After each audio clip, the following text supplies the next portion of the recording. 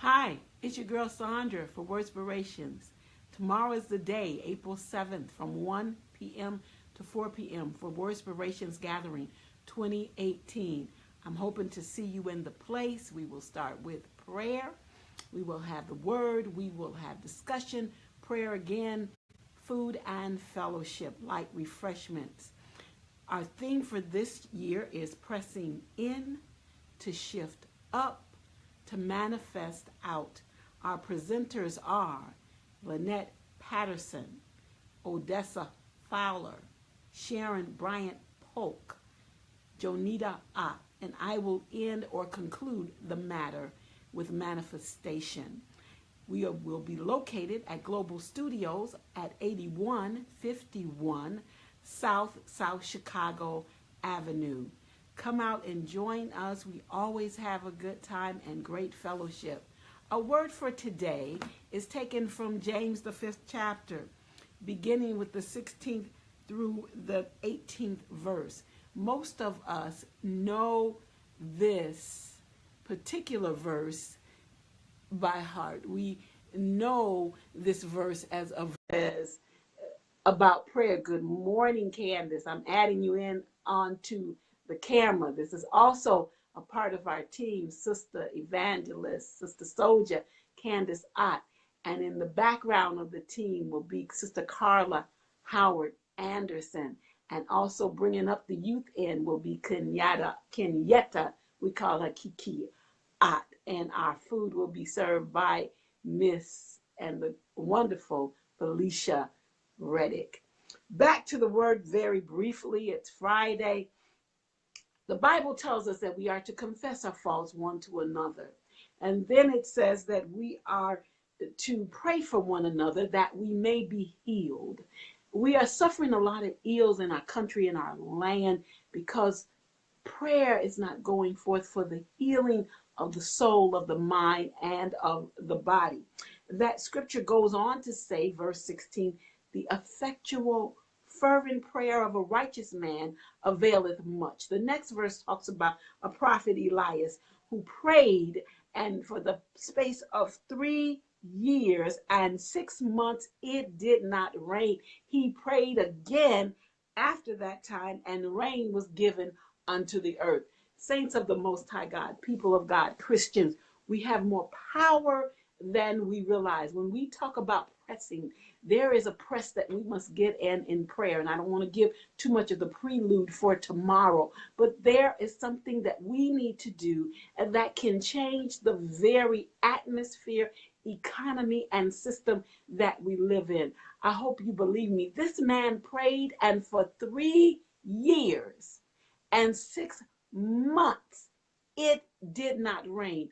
Wonder what would happen if we as the saints begin to focus in and pray about particular ills. Now, God did give him strategy and things to do during that time in which he blessed others. He was maintained and preserved during that time of drought. So I'm always willing to say that when you pray, God is going to give you strategy. He may give you how to pray and who to pray for as far as the person that's going to take the action.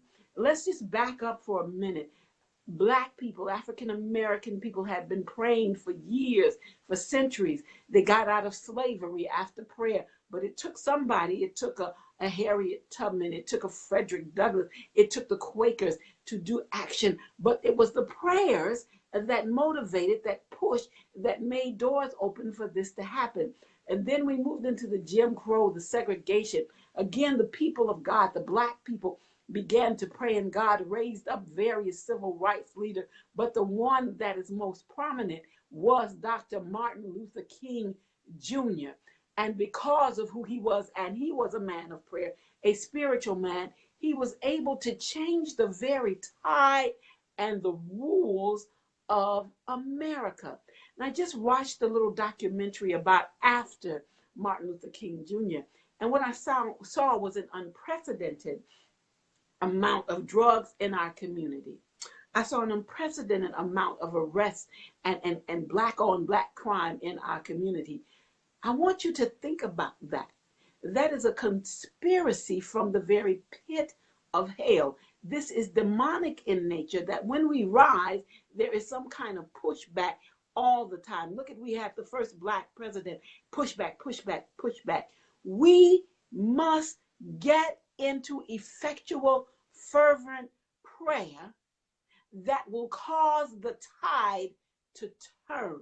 As we see young people are rising up, they are rising up to do something about our society. And I'm not talking about that prayer is just for our social ills. Remember, I said tomorrow we're going to go in deep. Why are we going in deep? Pray for one another that our souls and our spirits might be healed, that we might be delivered from the ills on the inside. We got to pray for people who are of other cultures and ethnicities that are in power, that think that it is okay to oppress others.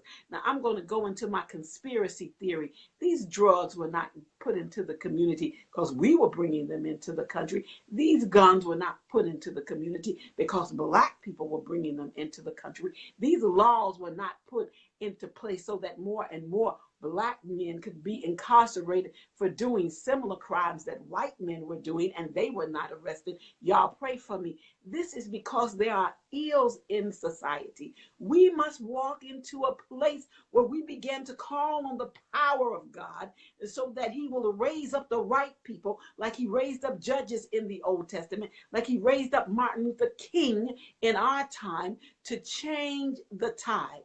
We can no longer sit back and say that God is just in control. We have got to grab the horns of the altar and pray like 2 Chronicles 7:14 said. I want there to be a change in our world, not just for African Americans, but because we are getting hit right now. That's the nation that needs to be healed. All my evangelical sisters and brothers, talk to me about it, because if you are not praying for the healing of African Americans, and if you are not a part of the solution, check your prayer life. See, Elias was a righteous man, and he saw an unrighteous ruler in place, and he confronted him. And when he confronted him, he got pushed back. But what did he do? He went into, I'm getting excited, he went into his prayer closet and he called on the name of God. And God interrupted the very economic and the very natural atmosphere to get their attention. So we've got to pray. We've got to press in with prayer. We've got to shift up to action. We've got to manifest out with a victory. Going to end this, hoping to see you, myself, Lynette, Odessa, Sharon, Jonita, Carla, Candace, and Kiki. We are looking forward to you coming out and joining us on tomorrow. I pray for you today. I speak into your life effectual, fervent, impactful prayer. I speak into your life victorious prayer. I speak into your life a faith that cannot be shaken. And I finally speak into your life the manifestation of that. Look forward to seeing you tomorrow. By the way, Warspirations will be doing an online live Bible study in the very near future, starting this month. God bless you. Love you. See you tomorrow. Bye-bye.